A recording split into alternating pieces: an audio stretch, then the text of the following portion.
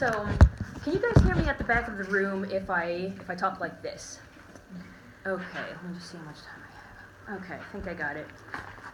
Alright, well, thanks everyone. So, what I want to talk about today is what our theorists for this conference can tell us about a novel that's very close to my heart, The Magic Mountain by Thomas Mann, which is published in 1924. Oh, and by the way, you have a handout in your folders with some quotes that I'm going to refer to. So, who's read The Magic Mountain? Just curious. Okay, great. So, this is the story of a young German named Hans Castorp who goes up into the Swiss Alps to visit his sick cousin in the sanatorium up there. It won't spoil too much to say that he rather takes to the convalescent life up there, and he ends up staying on for 7 years. Now, depending on whom you ask, Castorp and his friends during these 7 years have all sorts of wonderful adventures of the mind and body, or absolutely nothing whatsoever happens. The reason I'm talking about this novel today is that it is, on the one hand, a time novel, so described in its own pages, and it's a queer novel, and my students here have heard me talk blue in the face about both of these aspects of the novel, yet it had somehow never occurred to me to wonder, do the time experiments of the novel and its queer strata hang together? Do they have anything to do with one another? And I'm grateful to the organizers of this conference for giving me the chance to think about this, because it seems that the unhistoricist theorists should be able to help me ferret out some sort of connection between the temporalities of this novel and its queer dimensions, but in practice, I've really not had an easy time getting the two to square. Now, perhaps you all can help me a little bit during the Q&A. So before we get into that, I have to establish two things.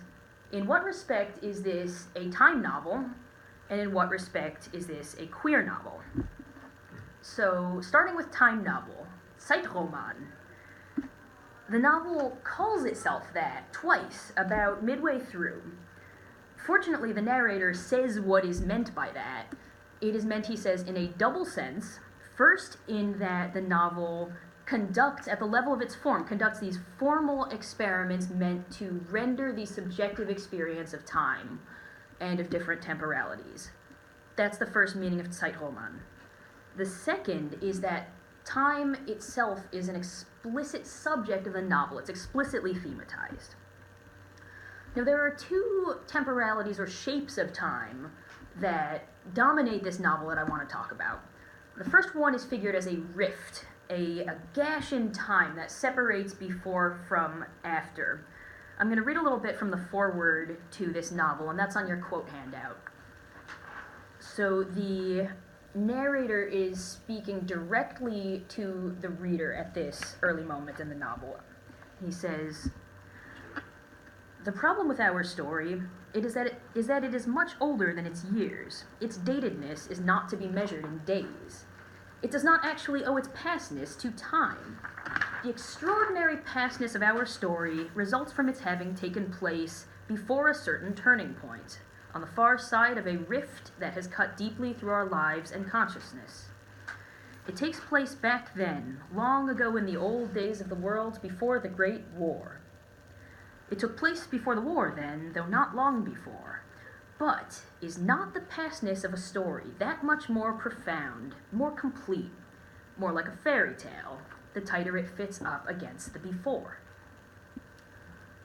So this is a periodization, but it is one so ironized that it's really not simple to say what's actually being asserted here, especially if you're looking for clear, linear causalities. I would say the most striking function of this dividing line in time is an aesthetic one, that it serves to create this mythic ethos, like a fairy tale, as the narrator says. Is this a queer use of periodization? I don't really know by what criterion to answer that question. I feel it would be a bit arbitrary to say, yes, this is a queer temporality. No, it's not. What I do feel comfortable saying is that this is certainly not your straightforward teleological maneuver. On to the second temporality. This one is figured as a stroll by the shore, and an experience of a kind of a kind of a kind of eternal present. So the thanks. Appreciate it.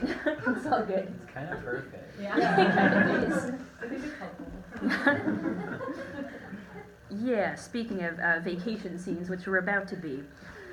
All right, so while Matsuro's working on restoring us to the present moment, thank you so much.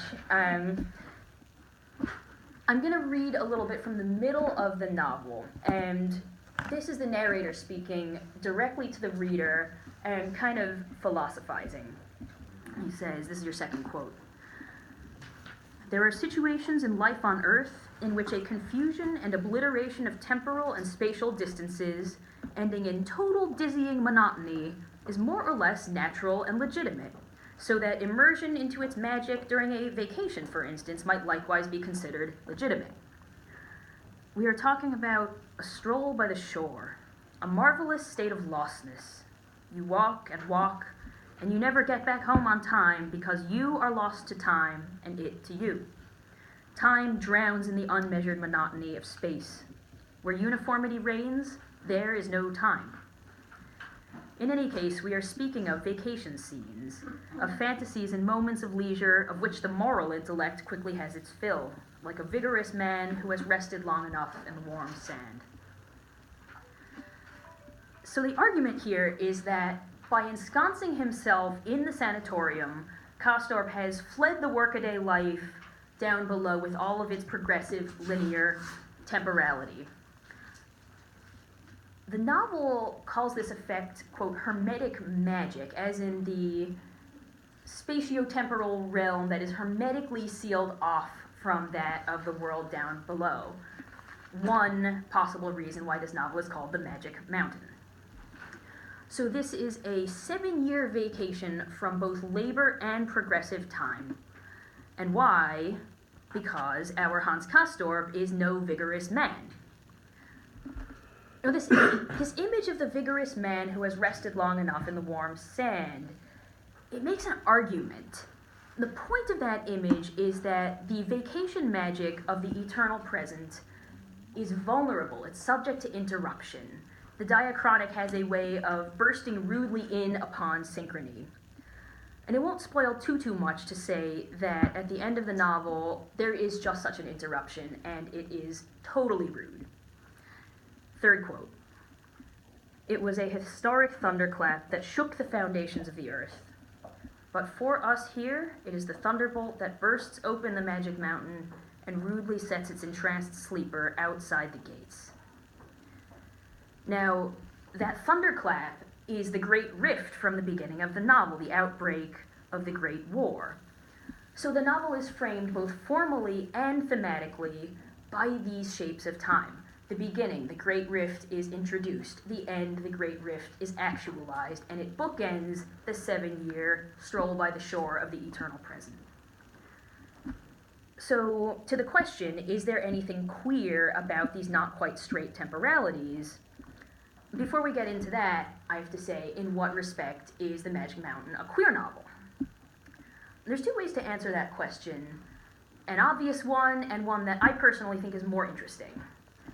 Now, the obvious answer to this question is that before the events of the novel, Hans Castorp had a bit of a schoolboy crush on one of his fellow classmates, a boy named Przemysław Hippe. And we're told this in no uncertain terms. And it comes up because while he's at the sanatorium, Castorp falls in love with a fellow patient there who's a woman. And this woman, Claudia Chauchat, is explicitly thematically linked with the schoolboy Hippe. If only I would note by the fact that they are really racially essentialized, and that seems to be what links them. But leaving that aside, critics who are looking for homoeroticism in the fiction of Mann usually go right to this schoolboy incident because it's a very obviously same-sex plot element. But it's noteworthy to me that by transferring Castorp's desire from the schoolboy to the older woman, the desire is rather straightened out, even if this also serves to queer the presentation of Claudia Chauchat. what I think is a more profoundly queer, more destabilizing, more affecting, more interesting encounter in the novel is one that is actually not really talked about even by Mann's queer critics, even by the ones looking specifically for this material. And the figure that I'm the most interested in is a fellow patient called Lodovico Settembrini. He's about maybe 15 years older or so than Hans Castorp, and he appoints himself a kind of mentor or tutor to the younger man. Now, in my opinion, a careful reading of the novel, not necessarily to say a queer reading, reveals that this Settembrini nurses an unspoken love for Hans Castorp throughout most of the novel. And I say that not in order to pin an identity on Settembrini or anybody else, but rather to observe that he seems to be in a predicament regarding the expression of desire, and that this is carefully hidden such that the reader really has to go through a fair amount of interpretive labor to discover that. So why do I even say this? What's my evidence for even saying that Settembrini has these feelings for Hans Castorp? If we had more time, I'd get into it, but very briefly, first of all, I think this is a much better explanation for Settembrini's jealous behavior toward Castorp than the rationalizations that he himself offers, which I think are quite inadequate pretexts. Second, and more interesting, is that I believe this novel uses a subtle web of grammatical machinations to encode desire and self-denial. And specifically, I'm talking about formal and informal direct address behavior in this novel, a social function of grammar, if you will. Even between close friends, Settembrini insists on polite forms of dialogue, quote, proper to the civilized West. So, no first names, no familiar tu. Only at the end of the novel, after 7 years, does he finally let this pretense drop. I don't want to give too much away because you really have to experience the language of the end of this novel for yourself, but I will say that at this final moment, there is an end to these distancing grammatical niceties, and there is a kiss. So is there a connection between queerness and the novel's alternating temporalities, the rift and the stroll by the shore? There's certainly some connection to queerness, but I don't think it's really the kind that the unhistoricists are envisioning. It's not the kind of analogical argument, to use Traub's word, that Goldberg and Mann seem to be making.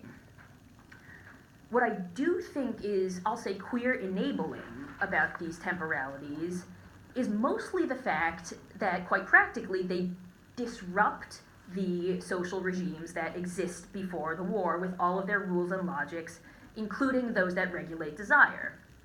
I would say that it's the time-stopping effect of the mountain, its magic spell, the stroll by the shore effect, that lets Castorp throw off some of his bourgeois scruples and some of his shame about sexuality in general. Meanwhile, I would say it is the rift temporality that allows Settembrini to express a socially unsanctioned love at the very last moment. So what's queer enabling about these temporalities then is the way that they influence how the characters see themselves in relation to social norms governing desire. So when we shift between temporalities, we can see the characters changing how they see their relationship to these governing norms as being either constrained by them or liberated from them. So I would say the effect of these temporalities on queerness is a pragmatic and literal one, just by interrupting those pre-existing psychosexual pre-war regimes. I'm not so inclined to say that there's something essentially or even all that metaphorically queer about these temporalities. There is one more temporality in Thomas Mann, in The Magic Mountain, that I do think is a bit more essentially marked by queer experience, and that is the time of classicizing alterity. I'm not just talking about the ancient classics, also the modern ones are bound up with queerness in The Magic Mountain. Settembrini is forever invoking Dante, Brunetto Latini, Leopardi, alongside Virgil and Homer, and these figures give him a way of discussing thwarted and inhibited desire with a certain cover of safety. For this reason, he seems to love lecturing about them and reciting them even to his friends who don't speak Italian. The reason that I think the past is able to give him this cover of safety is precisely that it isn't the present. In other words, the alterity of the past sets up a kind of haven for queerness by removing queer desire in time from the present moment and giving it a recess into which it can escape, if you will, without disappearing altogether. This, I would say, helps evade certain dangers that are unique to the present moment, even if those dangers come out of the past, even if they remain connected to the past. This phenomenon is pretty prevalent elsewhere in Mann as well, especially actually with the ancient classics. So if you look at Death in Venice, you have Aschenbach casting his musings on the beautiful Polish boy Tadzio in these safe abstractions of Platonism. Worth noting that his sleeping brain later regurgitates these musings back as a kind of Nietzschean Dionysian nightmare, or if you like, a sex dream. In Dr. Faustus, the narrator Zeitblom, who, by his own frank admission, is solely preoccupied with the male protagonist of this novel. What is Zeitblom by trade? What but a classicist? Now, I don't think that this kind of queer time, as I said, is exactly what Goldberg and Mann are envisioning because it's explicitly about alterity. I think it would more likely pass muster with Traub, for whom, quote, "It is not clear why the homo necessarily should be any queerer than alterity." So what I would say by way of conclusion is that in Mann, what is queer about the classical past is not the Greeks, but the fact that the artifacts of the past make really convenient vehicles for desires that are unauthorized in the present. So at this point, I'm going to turn this over to the group. Maybe you can help me figure out how our theorists' elusive and multi-stranded arguments might apply to this novel that at once seems to invite and resist the unhistoricist program. Thanks.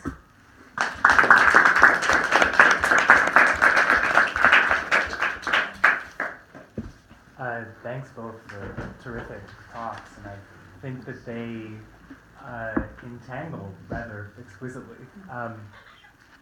I guess I want to say, by way of opening the discussion, that I was profoundly struck